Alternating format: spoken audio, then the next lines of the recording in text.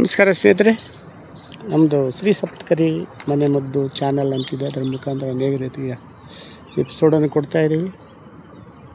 ಪ್ರಕೃತಿ, ಈ ಪ್ರಕೃತಿಯಲ್ಲಿ ಕೊಟ್ಟಿರ್ತಕ್ಕಂಥ ನಾನಾ ರೀತಿಯ ಗಿಡ ಮರ ಬಳ್ಳಿಗಳು ನಮಗೆ ಅಷ್ಟು ಉಪಯೋಗಕ್ಕೆ ಬರುತ್ತೆ ಸ್ನೇಹಿತರೆ. ನಾವೇನು ಮಾಡ್ತೀವಿ, ಈ ಪ್ರಕೃತಿನ ಬಿಟ್ಟು ನಾವು ರಾಸಾಯನಿಕ ಮೊರೆ ಹೋಗ್ತೀವಿ.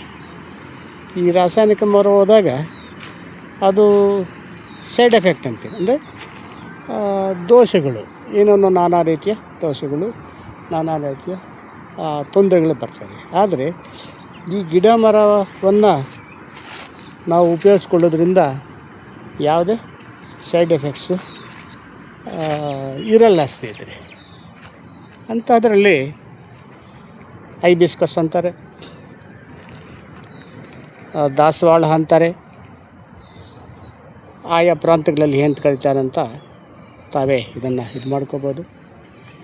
ಈ ಒಂದು ದಾಸವಾಳ ಹೂವನ್ನು ನಮಗೆ ಅನೇಕ ರೀತಿಯ ಲಾಭಗಳನ್ನು ನೀಡುತ್ತೆ. ಮೊದಲನೇದು ದೇವರಿಗೆ ಪೂಜೆಗೆ ಇಡ್ತಾರೆ.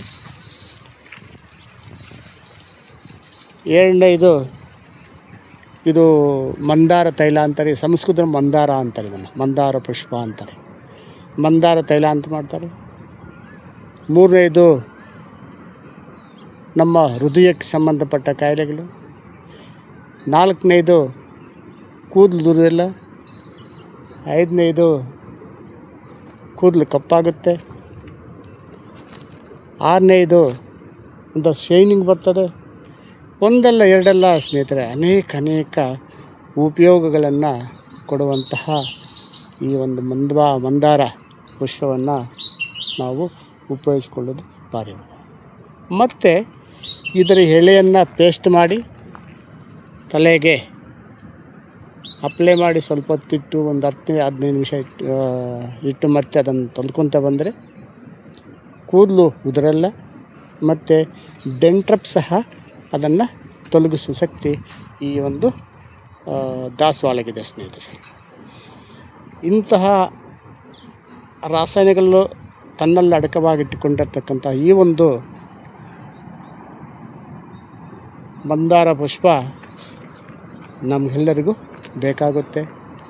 ಅದನ್ನು ಉಪಯೋಗಿಸ್ಕೊಳ್ಳೋದು ರೀತಿ ಅಂತ ತಿಳ್ಕೋಬೇಕು. ಹಿರಿಯರು, ವಿಜ್ಞಾನಿಗಳು ಇವರೆಲ್ಲ ರಿಸರ್ಚ್ ಮಾಡಿ ನಮಗೆ ತಿಳಿಸ್ಕೊಟ್ಟಿರ್ತಾರೆ.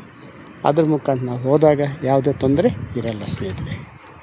ಈ ಮಂದಾರ ಪುಷ್ಪವನ್ನು ತೈಲ ತಯಾರು ಮಾಡೋದು ಮತ್ತು ಈ ಹೃದಯ ಸಂಬಂಧಪಟ್ಟ ಕಾಯಿಲೆಗಳು ಬಂದಾಗ ಯಾವ ಥರ ಇದೆ ಅಂತ ಮುಂದಿನ ಒಂದು ಎಪಿಸೋಡಲ್ಲಿ ತಿಳಿಸ್ಕೊಡುತ್ತೆ.